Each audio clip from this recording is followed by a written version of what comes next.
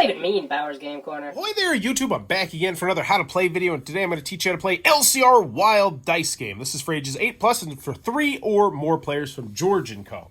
And I've got everything set up, and I'll teach you how to do it right now. So the first thing you're going to want to do is make sure that everyone has 3 chips in front of them. You can place the remainder of the chips back into the tin. You won't need them.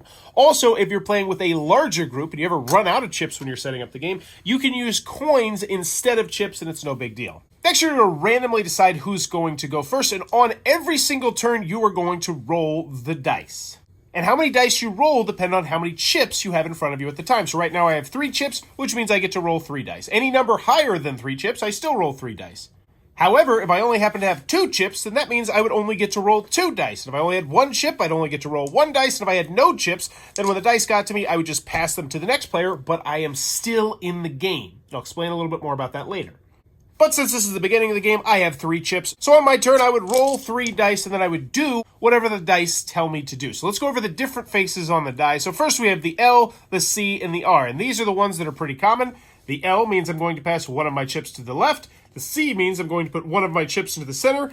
And the R means I'm going to pass one of my chips to the right. So right now, I would do this, that, and this. I would have no chips. It would move on to this next player over here, and they are going to roll the dice just like normal. And when you pass the dice, you will always pass the dice to the player on your left. You will never go to the player on your right. So this player rolled 3 dice because they have 4 chips, and one of those is going to go to the center because they rolled a C. One of them will go to the right, which means now this player is back in the game. And we'll get to roll at least 1 die when it's their turn. And then we have the wild, which is the new symbol. When you roll a wild, you get to take 1 chip from any other player. If you roll 2 wilds, you get to take 2 chips from either 1 player or 1 chip from 2 players. And if you ever roll 3 wilds, then you get to take all of the chips in the center for yourself. You don't take chips from anybody else, but there's typically a good number of chips in the center of the board. And if there's no chips in the middle, well then tough cookies, you don't get anything. The last symbol we need to talk about are the circles. And if you ever roll these, they just mean you're doing nothing. So if this happened to be this player's roll, they would just pass the dice immediately to the left and they wouldn't move chips anywhere. Also, if they'd gotten dot, dot, and then right, you probably guessed it, but they would move 1 chip to the right and then do nothing with anything else. Anywho, you're going to continue to play until only 1 person has chips, at which point they will be the winner of LCR Wild, and that is how you're going to play the game.